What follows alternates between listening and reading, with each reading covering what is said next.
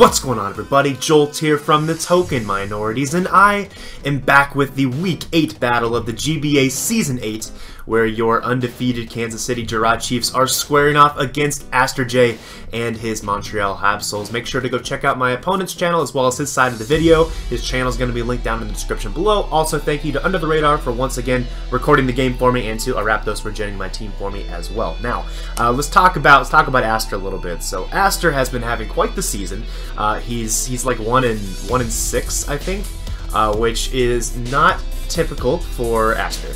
And I say that because I'm very familiar with Aster's skill level in the format, and this just doesn't happen to him. And I really think that a lot of those losses, or at least a couple of those losses, have been can be attributed to bad luck, and otherwise maybe planning that or preparation that could have been a little bit better. So really what I'm trying to say is don't sleep on Aster. Aster is a very, very good player in the format, and I certainly did not sleep on him here going into this matchup. But my opponent Aster decided to bring the Fortress, the Scolipede, the Darmanitan, the Zoroark, the Zapdos, and the Megalopunny, while I brought the team that I talked about in my team builder. Make sure to go check that out. Going to be linked down on the first line of the description below. But just to briefly summarize, I am bringing a Scarf Hydreigon that is physical this week with U-Turn, Superpower, and Outrage, designed to be a offensive check to Megalopunny and other offensive threats on his team. Outrage also seemed pretty spammable against him, since Sylveon was such an unlikely bring, I felt, against everything on my team that wasn't named Hydreigon.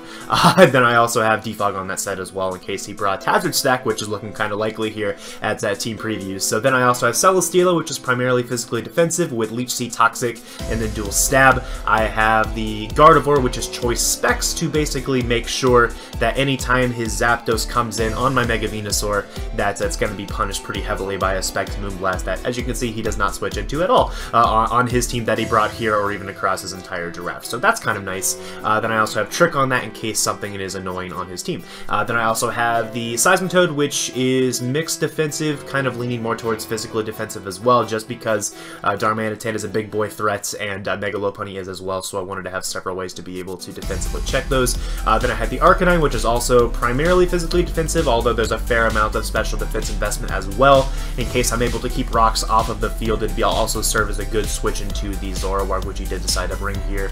On that, I'm bringing Roar, just in case of a Bulk Up or Belly Drum Darmanitan as well. And then I have the, I think E-Speed, Flare Blitz, and Morning Sun, other moves on that. Then Mega Venusaur, which is Growth, Dual Stab Synthesis, meant to make sure that a Mirror Coat Melodic is not able to abuse my team, as my team this week especially, at least until I added on the physical Hydreigon, but if I did bring like a special Hydreigon, the mons I wanted to bring were primarily specially attacking, so I wanted to make sure that I wasn't put into a poor situation based upon him bringing a Mirror Coat Melodic. So that's the team for this week. Looking a little bit at the team preview here, the team that Aster brought is looking a little bit more offensive than what I expected to see. I expected him to bring kind of a fat build, similar to what he brought in the D-League against me, which was so successful for him at that point. I really thought he would try to replicate that, bringing stuff like even the Gore guys to wall my potential Braylon bring, which is why I opted to not bring it here. Stuff like specially defensive Zapdos, physically defensive Fortress, those were all Pokemon I thought were likely to come. I thought Sylveon might come, but more likely Melodic as a special wall to help deal with my Gardevoir bring. That was the kind of team I expected to see, but this team that he brought is looking much more offensive. I'm assuming that the Zapdos is still going to be more of a tank, especially defensive set, to help make sure he can always 1v1 Mega Venusaur.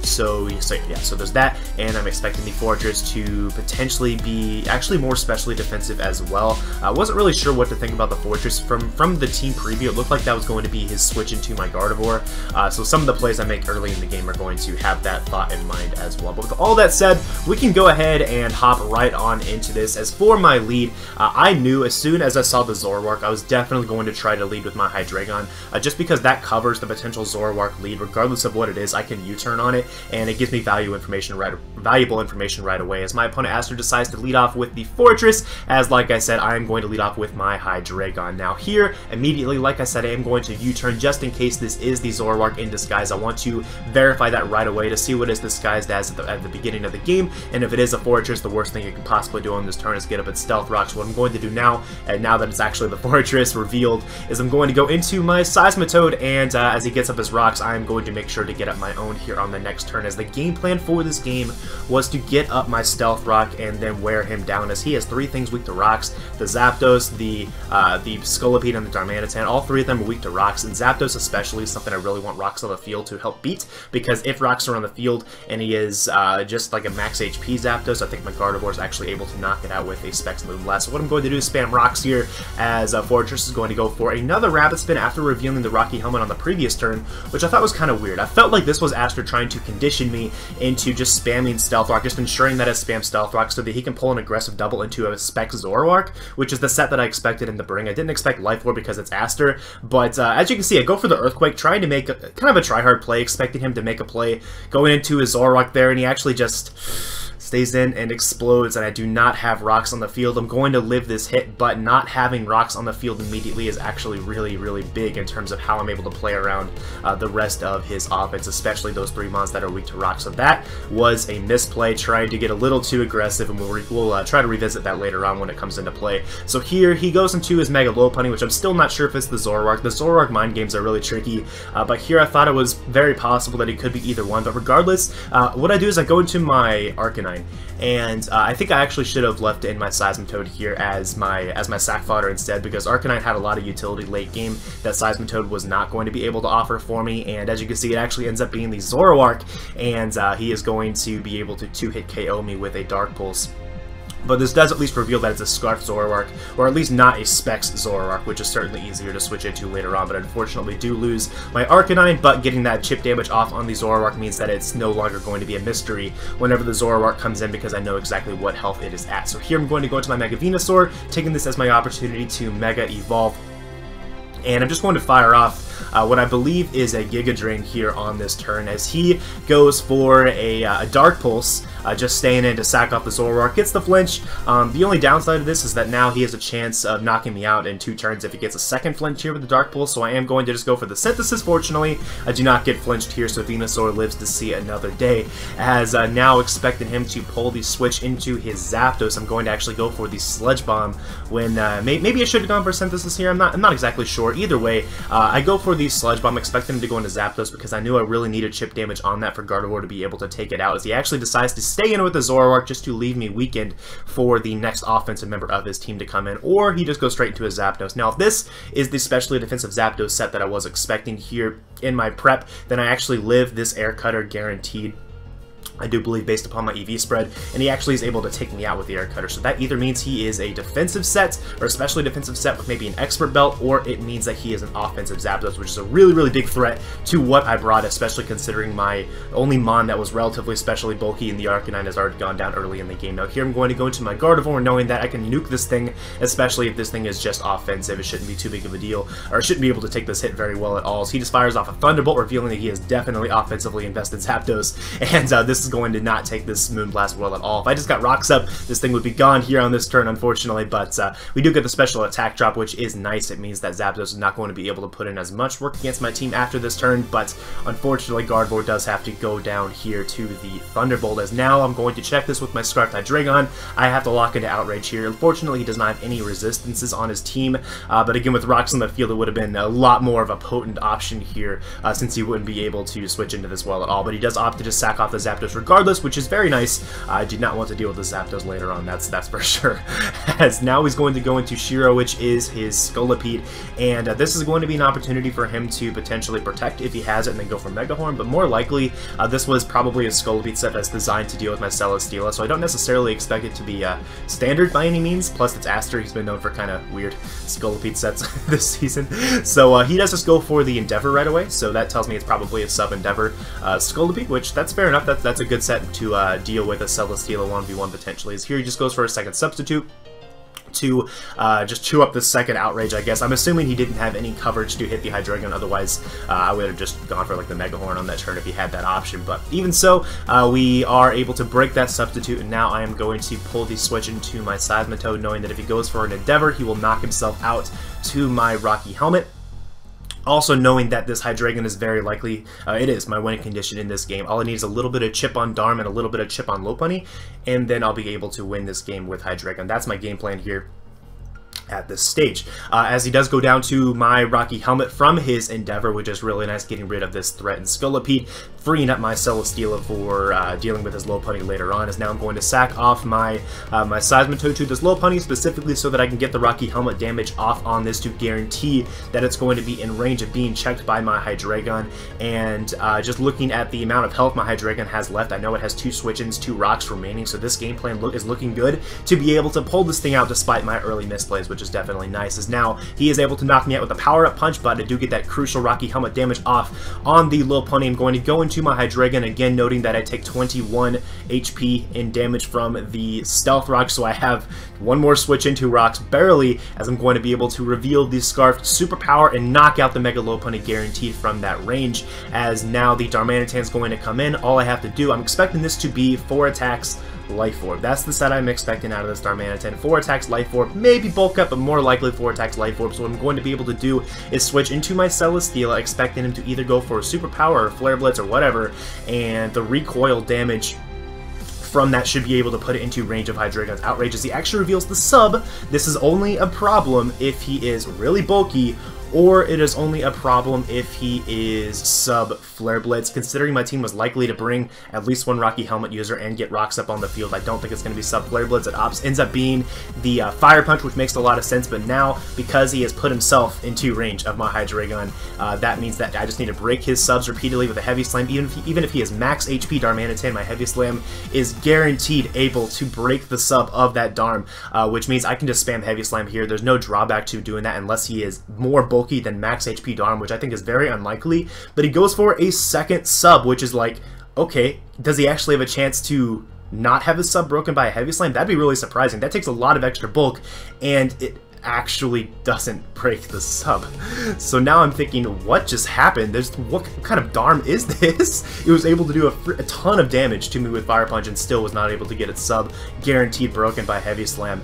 And unfortunately what that means is he's going to be able to keep up his substitute, knock out my Celesteela with a Fire Punch, and obviously my Hydreigon is not going to be able to break through this, even if I was like Dual Chop, which I think Hydreigon might get. I'm not sure. The second hit wouldn't have been able to knock it out with 50% health left either. So unfortunately, we are going to drop our first loss of the season to Aster and his Montreal Habsols. But hey, good game to Aster.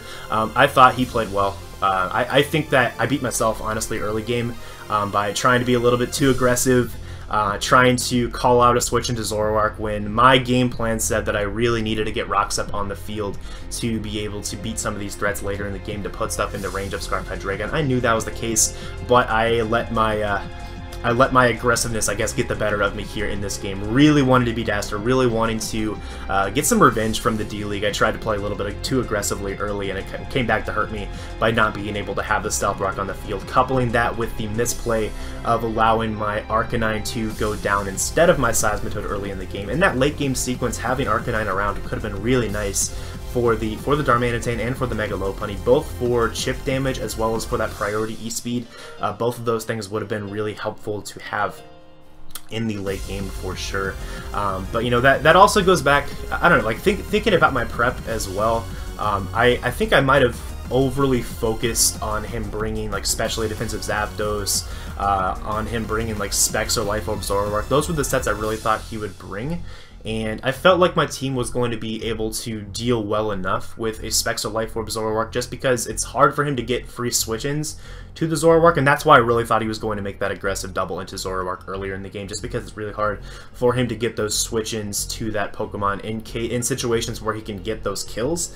And yeah, that's just how it goes. I guess you're not able. It's hard to win them all. It's really hard to win them all, especially in a league that is pretty challenging like the GBA. So yeah, we'll learn from it and move on. I know my mistakes in this game. I'll make sure to correct those in the future. But the season is not over for us. Obviously, that's only one loss, and the most important prize is the playoffs. Hopefully, we can still pick up the divisional win and maybe even the conference win if we can catch back up to MD. But yeah, I think that's about all there is to say on this. But next week we have a game against Postgame. We got our rematch. Divisional rematches are coming up here starting next week. So really looking forward to that. I've got a few tricks up my sleeve to show Joey here in the second rematch, and he's made a few changes to his roster as well. They look like they were probably intended to try to counter team me a bit. So we'll see how well those work out for him next week. But yeah, that's about all I have to say. Thanks for watching, guys. Unfortunately, no longer the undefeated team. No undefeated teams in the GBA anymore this season, which that's fair enough. That was bound to happen at some point. And honestly, you know, taking a loss at this point in the season is probably good. It's probably for the better in the long run, because you don't want to be undefeated entering playoffs. Like, you really don't. That puts such a massive target on your back, and it's just not worth that. So yeah, there's a lot of positives that come out of taking a loss here. So can't really be too upset. Oh, one thing I never mentioned was the Darmanitan set. I'm sure Aster might talk about that in his upload. I think he's doing a Postgame, so he might talk about that in his upload. But apparently the roll from Celesteela onto Darmanitan was like a 5 in 16 chance of not being able to break his sub, which that's pretty interesting. But I'm not going to chalk it up to hacks in that case. I originally was. After the match, I was really salty about it. But when I went back and looked at the math, it actually was more in his favor for the Darmanitan to be able to get a sub up against me by spamming Heavy Slam, because he would have 3 opportunities to substitute on me, and by taking that percentage, he had about like a 70% chance to be able to actually get a sub up against me in that exchange. So, you know, can't really be too upset about that. What I'm more upset about is if I just spammed like Air Slash, you know, I would have been able to win the game on that second substitute. If I was just spamming Air Slash and didn't miss, then my Hydreigon would have been able to clean up, and would have been able to maintain the streak. But nah, it goes back to me not getting up Stealth Rocks and not sacking the proper Pokemon early in the game. So that's on me. But yeah, moving on to next week, and I will see you all next time. Peace.